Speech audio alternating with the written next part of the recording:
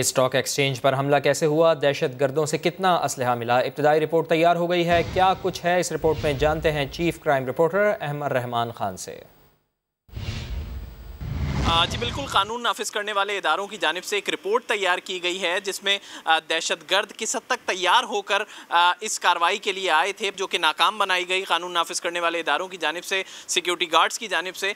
तो इस कार्रवाई के लिए दहशतगर्द किस हद तक तैयार थे, वो कितना असला अपने साथ कैरी करके इस कार्रवाई के लिए लाए थे। तो उसमें 27 दस्ती बम ये अपने हमरा लाए थे, 4 SMGs थी, सब मशीन गन जिसे हम कहते हैं, 39 राइफल ग्रेनेड्स थे, यानी कि जिन्हें आमतौर पर आवान बम भी जो है वो कहा जाता है। ऑटोमेटिक लॉन्चर लाए थे इन 39 ग्रेनेड्स को चलाने के लिए। 15 SMGs के लोडेड मैगजीन्स वहाँ से मिले, ताकि ये सोच के आए थे कि बहुत ज़्यादा फायरिंग का तबादला होगा और वो कई घंटों तक चल सकता है। तो इसलिए इनके पास गोलियाँ जो है वो काफ़ी तादाद में थी, 15 लोडेड मैगजीन्स जो है वो काफ़ी थे। इसी तरह जायबकुआ से जो है वो 307 के करीब हैं जो कि खोल मिले हैं SMGs के। इसमें कुछ खोल तो वो हैं जो कि पुलिस की जानिब से जो है वो फायर किए गए हैं, अभी इनका अलहदा होना बाकी है। और कुछ SMGs से जो फायर हुए हुए हैं वो दहशतगर्दों की SMGs से भी जो है वो गोलियां चलाई गई हैं। तो ये पता जो है वो कानून नाफिज करने वाले ने लगाया है कि वो किस हद तक तैयार होकर आए थे। इसकी एक पूरी रिपोर्ट तैयार कर ली गई है कि इनके पास कितना जदीद असला जो है वो मौजूद था। जी बहुत शुक्रिया आपका अहमद रहमान खान। पाकिस्तान स्टॉक एक्सचेंज पर हमले के दौरान दहशतगर्द ताजरों को यरगमाल बनाने का मंसूबा भी रखते थे। दहशतगर्दों ने गाड़ी 7 रोज़ कबल शोरूम से ख़रीदी थी। तफ्तीशी हुकाम के मुताबिक भारतीय खुफिया एजेंसी रॉ की माली मुआवनत से कार्रवाई की गई। दहशतगर्दों का पाकिस्तान स्टॉक एक्सचेंज पर हमला नाकाम रहा, लेकिन इस दहशतगर्दी की कार्रवाई के लिए उन्होंने लाखों रुपए खर्च किए। तफ्तीशी हुक्काम के मुताबिक दहशतगर्द गुज़िश्ता 7 दिनों से कराची में थे। दहशतगर्दों ने मुख्तलिफ मकामात की रैकी भी की। दहशतगर्दों ने खालिद बिन वलीद रोड के शोरूम से गाड़ी खरीदी। ये वही गाड़ी है जिसमें सवार होकर दहशतगर्द स्टॉक एक्सचेंज पहुंचे। शोरूम मालिक का बयान भी कलम बंद कर दिया गया है। शोरूम मालिक के मुताबिक एक दहशतगर्द ने अपना शनाख्ती कार्ड भी दिया था, जिससे गाड़ी इसके नाम पर भी करवाई गई थी। हमलावर बलोचिस्तान के रिहायशी बताए जाते हैं, जिनकी उम्रें 25 से 35 साल के दरमियान थी। तफ्तीशी हुक्काम के मुताबिक भारतीय खुफिया एजेंसी रॉ की माली मावनत से कार्रवाई की गई। दहशतगर्दों का मकसद न सिर्फ हमला करना बल्कि ताजिरों को यरगमाल भी बनाना था। तफ्तीशी हुक्काम के मुताबिक पानी की बोतलें और चने का मकसद एक लंबी लड़ाई की तैयारी थी। दहशतगर्द कार्रवाई को बड़ा दिखाने के लिए मुख्तलिफ जगहों को आग लगाने का मंसूबा भी रखते थे, जिसके लिए पेट्रोल की बोतलें भी साथ लाए थे। ये वही तरीका वारदात है जो 23 नवंबर 2018 को कराची में दहशतगर्दों ने चीनी कौंसल खाने पर हमले में अपनाया था। चीनी कौंसलेट की तरह यहाँ भी दहशतगर्द चमकती कार में आए, जो निजी बैंक से लीज पर ली गई थी। अहमद रहमान खान, समा, कराची। और इसी हमले को नाकाम बनाने के लिए सब इंस्पेक्टर शाहिद अली और 3 सिक्योरिटी गार्ड्स ने जामे शहादत नोश किया। साद साबरी की रिपोर्ट देखिए। गार्डन हेडक्वार्टर में जिस सब इंस्पेक्टर की नमाज जनाजा पढ़ी गई, वो 2 दिन बाद ही रिटायर्ड होने वाले थे। मगर शाहिद अली ने 33 साल पहले हलफ लेते हुए वतन पर कुर्बान होने की जो कसम खाई थी, अल्लाह को वो कसम पूरी करना मंजूर था और शाहिद अली ने जामे शहादत नोश किया। शहीद अफसर का जस्ते खाकी कौमी परचम में लपेटकर घर लाया गया। शहीद इंस्पेक्टर के बेटे बाप की शहादत पर फख्र करते हैं। जिसको चाहे अल्लाह पाक ज़िंदगी बख्शते हैं, इसके अंदर इंसान का कोई कमाल नहीं। अल्लाह रब्बुल इज़्ज़त ने जितनी अल्लाह ने मेरे अब्बू की ज़िंदगी लिखी थी, अल्लाह पाक ने उतनी दे दी। शौदा में शामिल लियारी के रिहायशी सिक्योरिटी गार्ड मोहम्मद हसन की नमाज जनाजा खड्डा मार्केट में अदा की गई। मोहम्मद हसन किराए के घर में रहता था। 4 भाई और 4 बहनें मोहम्मद हसन की जुदाई के गम से निडाल हैं। कैमरामैन इम्तियाज अली के साथ साद साबरी, समा, कराची। और इसी हमले में एक और सिक्योरिटी गार्ड मोहम्मद इफ्तिखार भी शहीद हो गए, जिनकी सिक्योरिटी कंपनी के पास मुद्दत मुलाजमत 3 रोज़ बाद ही ख़त्म हो रही थी। शहीद इफ्तिखार के बेटे का कहना है कि वालिद को नौकरी करते हुए 10 साल हो गए थे और उनकी तनख्वाह 18,000 रुपये थी। मैं माजूर हूँ और अब्बू घर के वाहिद कफील थे। रिटायरमेंट के लिए उनको छुट्टी दे दी गई थी। ये आखिरी के 3 दिन थे जिवड़ी के, आज उनके साथ ये हादसा हो गया और वो चले गए। लेकिन 3 बहनें, हम 2 भाई है। भाई भी पढ़ भी रहा है, वो खुद जो है हार्ट पेशेंट है, बीमार है। Army chief general Qamar Javed Bajwa का स्टॉक एक्सचेंज हमला नाकाम बनाते हुए शहीद होने वाले अहलकारों को खिराज अकीदत। रेंजर्स और पुलिस की फौरी और मौसर जवाबी कार्रवाई की तारीफ की। कहा, कौम की हिमायत से दहशत गर्दों के अज़ाइम खाक में मिला दिए जाएंगे। ISPR के मुताबिक आर्मी चीफ ने पाकिस्तान स्टॉक एक्सचेंज पर दहशत गर्दों के हमले को इंतहाई कम वक्त में नाकाम बनाने पर कानून नाफिज करने वाले इदारों को खिराज तहसीन पेश किया है। सिपाही सालार ने कहा है कि ऑपरेशनल तैयारी मुकम्मल रखने पर कानून नाफिज करने वाले इदारे काबिल तारीफ हैं। सिक्योरिटी गार्ड्स के चौकस रहने के बाइस हमला नाकाम हुआ। आर्मी चीफ ने यह भी कहा कि कौम के आज़म और शुहदा की कुर्बानियों की बदौलत अमन हासिल किया है। पुराज़म कौम की हिमायत से दहशत गर्दों की तमाम तर कोशिशें नाकाम बनाएंगे। बुज़दिलाना दहशत गर्द हमले को बैरूनी इमदाद हासिल थी। तर्जुमान दफ्तर खारजा ने पाकिस्तान स्टॉक एक्सचेंज पर हमले पर रद्द-ए-अमल दे दिया है। तर्जुमान दफ्तर खारजा के मुताबिक दहशत गर्दी की कार्रवाइयों में रॉ के मुलविस होने के मुस्तनद शवाहिद आलमी बरादरी को दे दिए गए हैं। आलमी बरादरी भारत के हमसाय ममालिक में दहशत गर्दी कराने का नोटिस ले। मज़ीद तफसील जान लेते हैं। ब्यूरो चीफ इस्लामाबाद खालिद अजीम साहब हमारे साथ मौजूद हैं। खालिद साहब, बताइएगा क्या कहना है तर्जुमान दफ्तर खारजा का? तो आप देखिए, एक तो ये रियासत का मौक़िफ़ है। रियासत पाकिस्तान ने अब साफ लफ्ज़ों में ये इस बात के बारे में कहा है कि पाकिस्तान के साथ पेश आने वाला ये बहुत संगीन वाक़या जो है, इसमें बैरूनी हाथ था। और बैरूनी हाथ जब भी होता है, सारी दुनिया जानती है पाकिस्तान के खिलाफ सबसे ज़्यादा साजिशें इस हवाले से इंडिया करता है। और इंडिया के जो इससे पहले की कारकर्दगी है दहशतगर्दी करवाने के बारे में, उसके बारे में दुनिया को आगाह किया जा चुका है। सबूत के साथ ये चीजें जो है वो दुनिया के सामने रखी हैं और दुनिया से फिर कहा गया कि वो इसका नोटिस ले। और इसके साथ साथ जो भारतीय दफ्तर खारजा के तर्जुमान है, उन्होंने जो आज एक बयान दिया है, उसको भी पाकिस्तान ने एक तरह से मुस्तरद कर दिया और ये कहा कि वो महज लफ्ज़बाजी और हकायक को धुंधलाने की कोशिश है। और इन चीजों से जो भारत का जो असल चेहरा है उसको छुपाया नहीं जा सकता। और सारी दुनिया जानती है कि रॉ जो है वो अपने पड़ोसियों की सरजमीन पर जो है वो किस अंदाज में दहशतगर्दी को मुनज़्ज़म करती है। तो सरकारी तौर पे पाकिस्तान की रियासत ने अब इस मामले को इस अंदाज में उठाया है और ये कहा है कि ये बैरूनी कुव्वत के जरिए होने वाली दहशतगर्दी थी। और अब तक हमारे साथ जो कुछ होता रहा है उसमें जो रॉ का किरदार है वो ढका छुपा नहीं। दूसरे लफ्जों में पाकिस्तान ने आलमी बरादरी से मुतालबा किया है कि वो भारत को इस हवाले से जो है उसका नोटिस लें और भारत से इसके बारे में बात पुरस करें। ठीक, बहुत शुक्रिया आपका खालिद अजीम साहब। दहशत गर्दों को 8 मिनट में हलाक करके उनके नापाक अज़ाइम खाक में मिला दिए गए। DG ranger Sindh major general Umar Bukhari कहते हैं कि ऐसा हमला दुश्मन मुल्क की एजेंसी के बगैर मुमकिन ही नहीं। हमले के पीछे भारतीय खुफिया एजेंसी रॉ हो सकती है। बताया है कि वाक़े की जिम्मेदारी BLA ने कबूल की है। MQM लंदन, BLA और दीगर तंजीमों का गठजोड़ सूबे में अमन को तबाह करना चाहता है। उन्होंने अवाम को यकीन दहानी कराई है कि सिक्योरिटी फोर्सेस दुश्मन की साजिशें नाकाम बनाने के लिए चौकस हैं। उन्होंने 8 मिनट में इन 4 दहशतगर्दों को मारा और इनको अपने अहदाफ हासिल नहीं करते। एक बहादुराना मुजाहिरा था उन सिक्योरिटी के मामूल उन जवानों का जिन्होंने 2 दहशतगर्द को पहली एंट्रेंस से मार दिया। बाकी 2 दहशतगर्द आगे आए। रेंजर्स, पुलिस और सिक्योरिटी के बाकी इदारों ने उनका मुकाबला किया और अल्हम्दुलिल्लाह 10:10 के बाकी 2 भी मारे गए। तो पाकिस्तान स्टॉक एक्सचेंज की बिल्डिंग थी, उसके अंदर वो दाखिल नहीं हो सके। इस वाक़े की जिम्मेदारी BLA का मजीद ग्रुप है जिसने क्लेम किया है और कुछ नाम भी शाया किए हैं। इस पर यकीन है कि ये एक रॉ स्पॉन्सर्ड इंसिडेंट हो सकता है। लंदन के कुछ रेवेनेंट्स, कुछ सब नेशनलिस्ट के कुछ टेंडेंसीज जो हैं और BLA इनका किसी तरह नेक्सस करके सूबे के अंदर अमन को खराब किया है। भरपूर इस चीज़ का इदराक रखते हैं कौन क्या कर रहा है, क्या नेक्सस बन रहे हैं, हम देखेंगे इंशाअल्लाह हम उनकी तरफ पहुँचेंगे।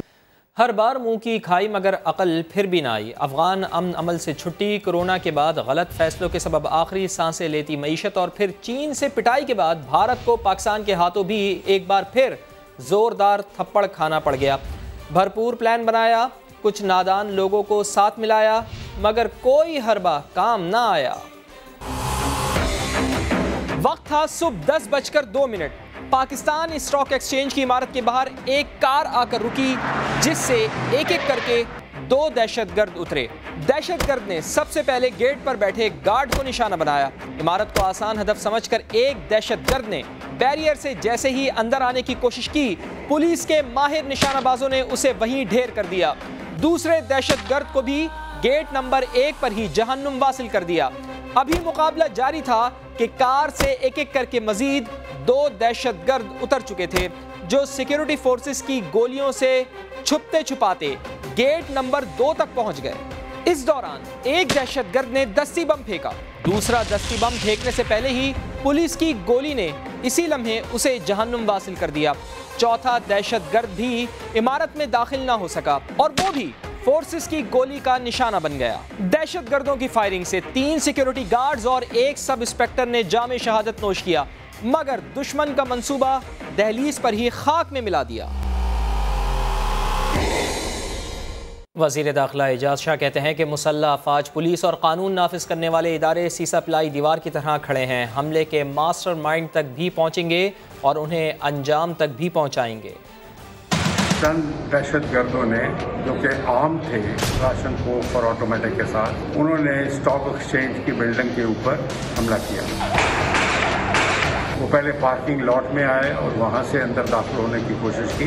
उस वक्त लॉ एनफोर्सिंग एजेंसीज ने उनका मुकाबला किया और जो ही पहला दहशतगर्द अंदर दाखिल होने की कोशिश की, वो मार दिया गया। लेकिन उसके बाद उसके साथी जो थे वो भी अंदर घुस आए। फायरिंग के तबादले में वो चारों दहशतगर्द जो है वो भी कैफे इक़्तिदार को पहुँच चुके हैं।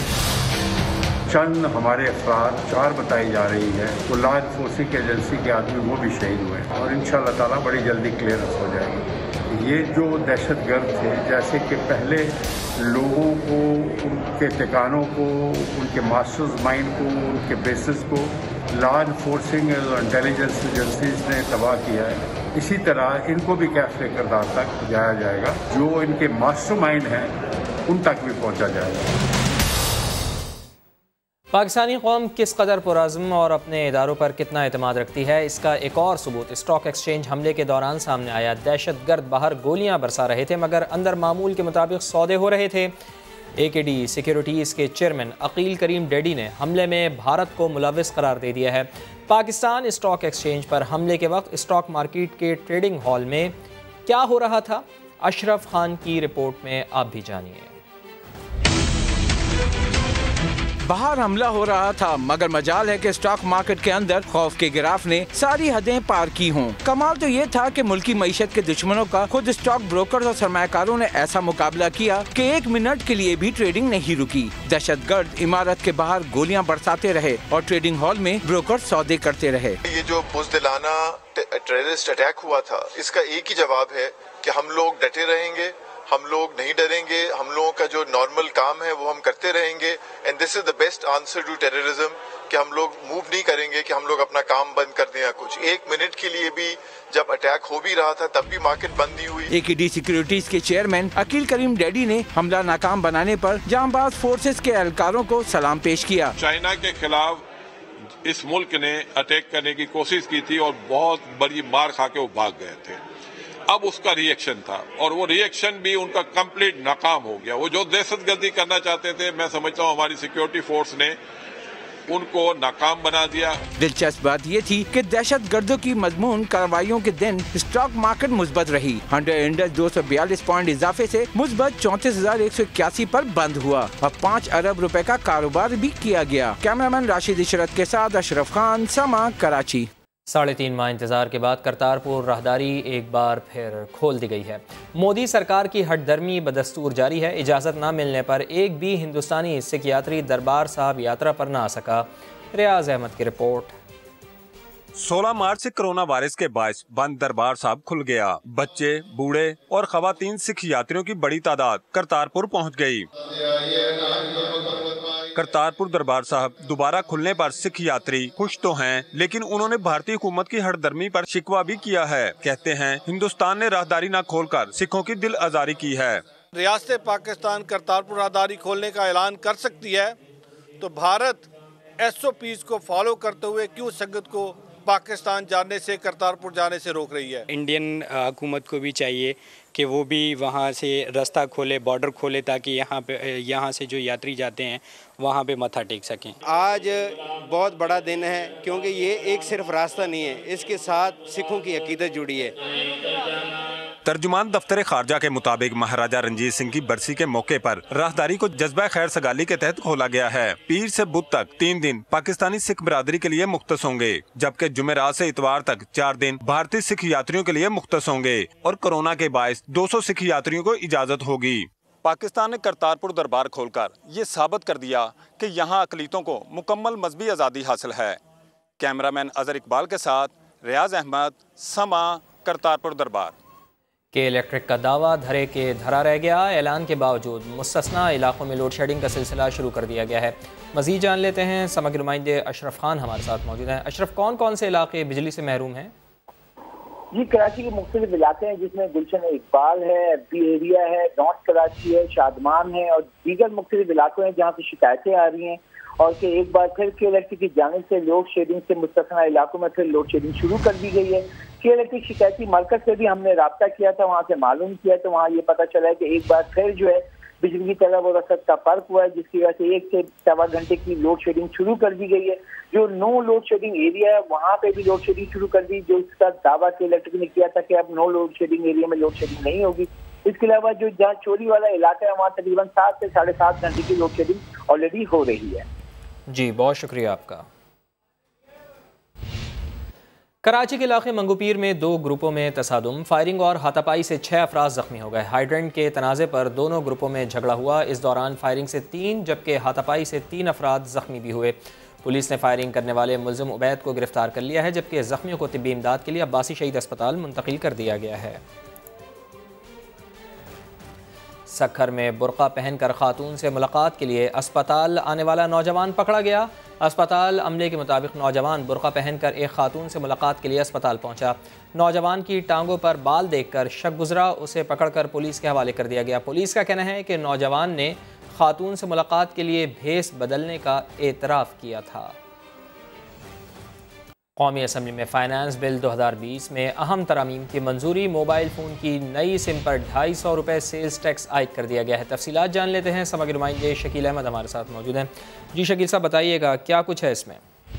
देखिए फवाद, 16.5 करोड़ से जायद मोबाइल यूजर्स हैं पाकिस्तान में और हर साल लाखों की तादाद में इजाफा हो रहा है। हुकूमत ने बजट में तो इसका ऐलान नहीं किया था, लेकिन अब नई जो तरामीम की गई हैं, आज बिल पास हुआ है, उसमें 250 रुपये सेल्स टैक्स ऐड किया गया है हर मोबाइल फ़ोन की नई सिम पर। और इसी तरह दरामदी मोबाइल फ़ोन और स्मार्टफोन पर सेल्स टैक्स की शराब में रद्द-बदल किया गया है और दरामदी सिगार और इसके अलावा सिगरेट्स और बीड़ी, उस पर जो 100% से कम करके जो टैक्स है उसको अब 65% किया गया है, जो कि बजट तकरीर से अब मुख्तलिफ है। इसके अलावा मकामी तैयारी के लिए इलेक्ट्रिक रिक्शा, मोटरसाइकिल, बस, ट्रक और लोडर्स पर टैक्स में रियायत दी गई है। वफाकी दारुल-हुकूमत में 12 किस्म की खिदमात पर सेल्स टैक्स आयद किया गया है और साथ साथ कुछ मजीद तरामीम भी की गई हैं। तकरीबन 1 दर्जन के करीब तरामीम हैं जो कि फाइनेंस बिल का हिस्सा बनाई गई हैं। आज कौमी असम्बली ने इसकी मंजूरी दी है। जी, बहुत शुक्रिया आपका शकील अहमद। कौमी असम्बली में अपोजिशन की हंगामा आराई के दौरान वफाकी बजट मंजूर कर लिया गया। ऐवान में हुकूमत के 160 और अपोजिशन के 119 अरकान मौजूद थे। अपोजिशन की कोई भी तजवीज़ मंजूर न हो सकी। BNP मैंगल ने बजट पर अपोजिशन को वोट दिया। इस्लामाबाद से देखिए उस्मान खान की रिपोर्ट। ऑपोजिशन की तमाम तरामीम मुस्तरद। आइंदा माली साल के लिए 7,294 अरब का बजट मंजूर। वजीर आजम इमरान खान की मौजूदगी में कौमी असम्बली ने कसरत राय से मालियाती बिल की मंजूरी दे दी। Finance bill 2020 be passed. All those in favour say aye, all those say no. I think ayes have it. Consequently, the motion adopted and the bill is passed. हुकूमती अरकान की खुशी में नाराबाजी।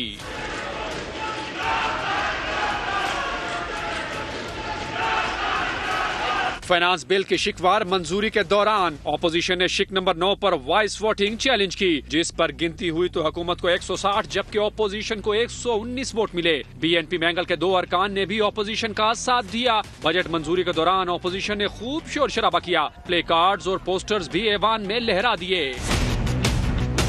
बजट मंजूरी के साथ ही असम्बली इजलास कल 11 बजे तक मुलतवी कर दिया गया। उस्मान खान, समा, इस्लामाबाद। वज़ीर आज़म के खिलाफ तहरीक अदम एतमाद की तहरीक में अपोजिशन अक्सरियत जाहिर न कर सकेगी। साबिक़ वज़ीर आज़म शाहिद खाकान अब्बासी ने समा के प्रोग्राम आवाज़ में एतराफ़ कर लिया। उनका क्या कहना था, आइए सुन लेते हैं। अक्सरियत हुकूमत के पास है, बहुत से लोग नाराज भी हैं, हमसे राब्ते भी करते रहे हैं, लेकिन हमने हमेशा ये कहा है कि हम किसी भी गैर आईनी कदम का हिस्सा या हुकूमत को हटाना तब्दीली बराए तब्दीली के हक में नहीं है। हमारे मुल्क में जो निज़ाम है नो कॉन्फिडेंस का, वो बहुत मुश्किल है। उसमें वो अक्सरियत अपोजिशन शो नहीं कर सकती जिसकी वहां जरूरत है। तो जब तक कोई बहुत बड़ी नाराजगी या कोई ऐसा हालात नहीं होंगे और तो आईनी तरीके से जो तरीका है नो कॉन्फिडेंस का, वो करना पाकिस्तान में मुमकिन नहीं है। फर्ज हम समझते हैं कि जो भी आईनी जमहूरी तब्दीली हो उसके लिए कोशिश करें, लेकिन उसका ये मतलब नहीं कि कल ही तब्दीली आ जाएगी। तब्दीली जो आनी थी पाकिस्तान में आ चुकी है। कौमी असम्बली में बिलावल भुट्टो जरदारी की PTI सरकार पर कड़ी तनकीद। कहा, जब किसी चीज़ का नोटिस लिया गया उसकी कीमत बढ़ गई। बेहतर होगा कि वज़ीर आज़म कोई नोटिस लेने के बजाय करंतना में चले जाएं। PP चेयरमैन ने इमरान खान से इस्तीफे का मुतालबा कर दिया। बिलावल भुट्टो जरदारी ने तैयारा हादसे की तहकीकाती रिपोर्ट पर भी सवाल उठा दिए। ये हुकूमत का बजट स्पीच है। Price of petrol will be reduced by ₹42 पर लीटर। ग्लोबल पैंडेमिक के दौरान जब आपने पाकिस्तान के अवाम को रिलीफ पहुंचाना था, पेट्रोलियम लेवी का बम उड़ा दिया है, पाकिस्तानी का जेब में डाका डाला गया है। जब PTI इन बेंचेस पे था, बड़े बड़े लीडरान यहाँ लेक्चर्स देते थे पेट्रोलियम लेवी पे। मैं पूछता हूं उनसे, ये कैसे अपना शक्ल दिखाएंगे अपने अवाम को? वज़ीर आज़म साहब ने मास्क पे नोटिस लिया था, तब 1500 रुपीस का मिलता है। आटा का नोटिस लिया 1100 का हो गया है। चीनी का नोटिस लिया 50 रुपीस पर kg था और अब 85 और 95 तक पहुंच गया है। बेहतर ही होगा वज़ीर आज़म अपने आप को क्वारंटीना में रखे, कोई नोटिस ना ले, कोई तकरीर ना करे। प्लेन क्रैश हुआ, इन्होंने अपने गलतियां को छुपाने के लिए जो पायलट्स फौत हुए हैं उन पे जिम्मेदारी सौंपने की कोशिश कर रहे हैं। प्लेन क्रैश को इस्तेमाल करके PIA और सिविल एविएशन को प्राइवेटाइज करना चाहते हैं। हमारे वजीर आजम के लिए दो ही ऑप्शंस रहते हैं, मान ले कि वो गलत है, माफी मांगे अवाम से, या हमारा वजीर आजम इस्तीफा दे, घर चले जाए। स्टॉक ब्रोकर अकील करीम डैडी कहते हैं कि दहशतगर्द हमले में शहीद होने वालों के अहल खाना और ज़ख्मी हो जाने वालों की इमदाद के लिए स्टॉक एक्सचेंज इंतज़ामिया ने फ़ंड जमा करना शुरू कर दिया है। उन्हीं से मज़ीद बात कर लेते हैं। अकील भाई, बहुत शुक्रिया आपके वक्त के लिए। ये बताइएगा कि कितना फ़ंड दिया जाएगा इन्हें? पाकिस्तान पुलिस, पाकिस्तान रेंजर्स और पाकिस्तान स्टॉक एक्सचेंज की सिक्योरिटी गार्ड की टीम को मुबारकबाद देता हूँ। उन्होंने अपनी जान पे खेल के इस दहशतगर्दी के हमले को नाकाम बनाया है जो दुश्मन ममालिक ने हमारे ऊपर थोपा था। इन लोगों की शहादत हुई है जो जख्मी हुए हैं। पाकिस्तान स्टॉक एक्सचेंज की broker association, Pakistan stock exchange के ब्रोकर, पाकिस्तान स्टॉक एक्सचेंज के इन्वेस्टर, पाकिस्तान स्टॉक एक्सचेंज की मैनेजमेंट, इनके लिए एक अच्छा खासा फ़ंड इकट्ठा कर रही है और इंशाअल्लाह ताला 1-2 दिन में हम इसको अनाउंस भी कर देंगे। जिनकी शहादत हुई है मिनिमम 25 लाख रुपए हर सूरत में एक आदमी को मिलने चाहिए, चाहे वो पुलिस का हो, और इसके अलावा पुलिस को इनामात भी दिए जाएंगे। वेस्ट इंडीज़ और इंग्लैंड के दरमियान टेस्ट सीरीज़ के दौरान वेस्ट इंडियन खिलाड़ियों की शर्ट्स पर ब्लैक लाइव्स मैटर का लोगो मौजूद होगा। नस्ली इम्तियाज नाकाबिले कबूल है, हर इंसान की जिंदगी अहम है। अमेरिका में जॉर्ज फ्लॉयड का कत्ल हुआ तो खिलाड़ियों ने भी सदाए एहतिजाज बुलंद की। इंग्लैंड में टेस्ट सीरीज के लिए मौजूद वेस्ट इंडीज के खिलाड़ी मैदान में उतरेंगे तो शर्ट्स के कॉलर पर ब्लैक लाइव्स मैटर का लोगो मौजूद होगा। ICC ने लोगों की मंजूरी दे दी है। कप्तान जैसन होल्डर का कहना है कि क्रिकेट में नस्ल परस्ती को भी मैच फिक्सिंग और डोपिंग की तरह संजीदा लेना चाहिए। नस्ल परस्ताना जुमले या अमल पर सख्त सजा दी जानी चाहिए। और जंगल के बादशाह के ठाट बाट देखने हैं तो मुल्तान चलते हैं, जहां शहरी और शेर की दोस्ती है मिसाली। राशिद हमीद की रिपोर्ट। शौक का कोई मोल नहीं, दहशत की अलामत बब्बर शेर मुल्तान के हाफिज जुबैर ने घर में पाला हुआ है।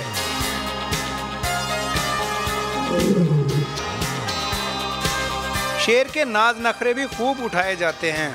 गर्मी से बचाने के लिए एसी की सहूलत भी मौजूद है। गर्मी में नहीं रह सकते, इसके लिए स्पेशल एसी लगवाया है। एसी में रहता है, माशाल्लाह खेलने का टाइम है, मेरे साथ खेलता है, तो ये है कि अब इसकी खिदमत कर रहे हैं, अपने शौक को पूरा कर रहे हैं। बब्बर शेर है तो लाडला, लेकिन गुस्से का भी बहुत तेज है तो जी खतरनाक जानवर, लेकिन जंगल का बादशाह है। जब इससे दोस्ती लगाई जाए तो आप देख सकते हैं दोस्ती किस तरह की लगी है, हमारे से बहुत ज़्यादा प्यार करता है। मालिक गाड़ी की सैर भी कराता है। खूनख्वार जानवरों से अगर प्यार किया जाए तो वो भी इंसान के दोस्त बन जाते हैं। कैमरामैन अदनान सियाल के साथ राशिद हमीद, समा, मुल्तान। और इसी के साथ ही वक्त हो गया ब्रेक का, जिसके बाद दोबारा हाजिर होंगे हेडलाइंस के साथ। आप देखते रहिए समा।